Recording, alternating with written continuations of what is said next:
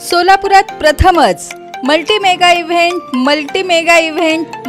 Event. Sinhgad संस्थेच्या centre for research and technology development, Punyashlok Ahilyadevi Holkar Solapur Vidyapeeth आणि राष्ट्रीय डाळिंब संशोधन केंद्र सोलापूर यांच्या संयुक्त विद्यमानं सोलापुरात प्रथमच विकसित भारताच्या स्वप्नपूर्तीसाठी 3 ते 5 मार्च रोजी सकाळी 10 ते संध्याकाळी 5:30 या वेळेत सिंहगड महाविद्यालय सोलापूर या ठिकाणी 3 दिवसीय राष्ट्रीय स्तरावरील मल्टीमेगा कार्यक्रमाचं आयोजन केलं आहे।